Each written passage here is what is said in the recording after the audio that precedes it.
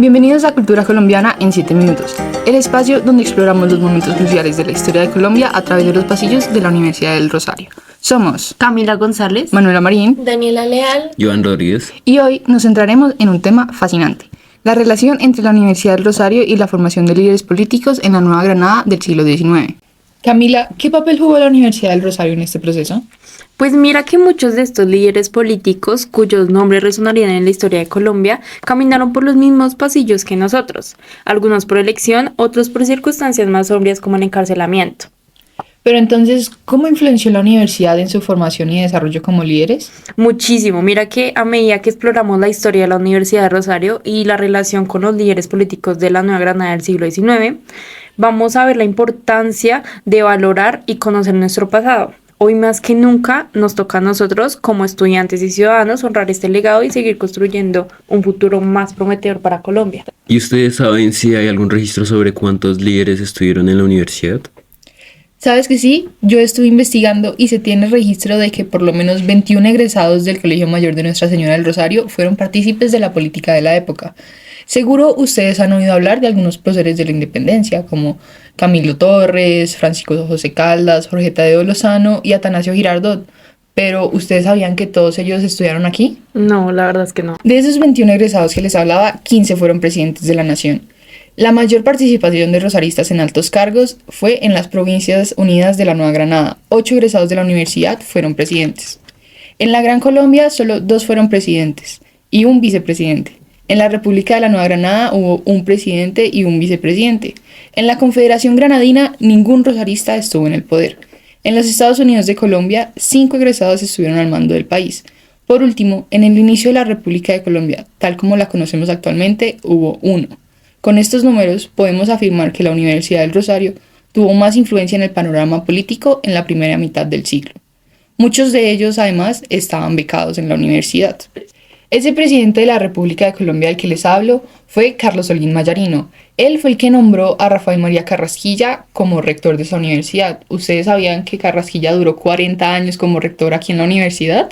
¿Qué? ¿40 años? Muchísimo. Sí. Y saben, Carrasquilla le tenía tanto aprecio a Holguín que en una contestación escribió que era un hombre supremamente letrado, caballeroso y fue un referente para toda la vida de Carrasquilla. Sí, Manuela. De hecho, de todos los líderes que mencionaste anteriormente, quiero hablar un poco más acerca de un vicepresidente en la Nueva Granada.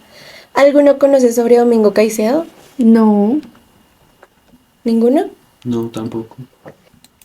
Bueno, en la biblioteca virtual del Banco de la República, en la colección de libros, manuscritos y otros impresos digitalizados, hay un mensaje a mano impreso de Domingo Caicedo. En este mensaje, como que Domingo se dirige a los habitantes de Bogotá y los alrededores, la Sabana como se conocía en esa época, y les agradece por defender la provincia de todas las adversidades, ya que ellos no perdieron su pertenencia hacia la patria y que habían evitado que las personas que no estaban a favor de la paz pública lograran interrumpirla, como aproximadamente en noviembre de 1840. De este mensaje logré descubrir que este personaje fue una figura prominente en la política colombiana del siglo XIX, especialmente, como les dije, siendo vicepresidente de la Nueva Granada. Y en cuanto a sus estudios, Caicedo los realizó y se graduó en Derecho de la Universidad del Rosario para años después trabajar como docente. Pero él siempre mostró un marcado interés por las actividades políticas del país, ocupando repetidas veces la presidencia de la Confederación Granadina, demostrando la importancia e influencia que tenía la política nacional de esa época en su vida.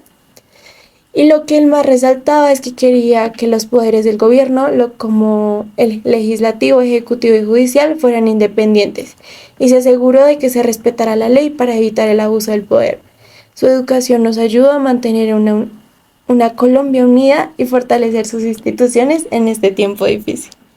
Chicos, ¿alguno de ustedes conoce la Universidad de Santo Tomás? Sí, claro, yo la conozco. Imagínense que fue la primera institución de educación superior en Colombia y fue fundada en 1580 por la Orden de Predicadores. Fue un momento en donde el territorio colombiano aún era del dominio español, al igual que cuando se fundó la Universidad del Rosario. Por eso, ambas universidades han visto graduarse a líderes políticos importantes en la historia de Colombia. En la Universidad de Santo Tomás, figuras como Francisco y Paula Santander, José Hilario López y Tomás Cipriano de Mosquera dejaron la huella en la política colombiana del siglo XIX. Pero miren que, a pesar de las diferencias históricas y geográficas, tanto en la Universidad de Rosario como en la Universidad de Santo Tomás, ambas jugaron un papel fundamental en la formación de líderes políticos significativos en la Nueva Granada del siglo XIX. En un momento que Colombia estaba bajo el dominio español, esas instituciones lograron influir en el país, formando figuras importantes que contribuyeron a la lucha de la independencia. Al investigar estos temas que se han desarrollado por bastantes años, surgen ciertas dificultades. En este caso, al ser la universidad fundada hace más de 300 años, el tiempo hace más complicado el momento de conseguir la información completa, puesto que mucha de esta información está en formato físico y en algunos casos hacen parte de exposiciones donde no se les permite ni tocarlas ni acercarnos y pues en algunos casos por el tiempo se han podido deteriorar. En cuanto a los formatos digitales, solo se puede encontrar información más reciente y no es tan funcional cuando necesitamos investigar los inicios de este tema. Y en algunos casos solo nos va a aparecer una pequeña parte de esta información. Además de que esta información tiene un manejo más cuidadoso. Cualquiera puede entrar al internet y publicar lo que se les antoje y en muchos casos esta información puede verse creíble y hacer que la gente se malinforme.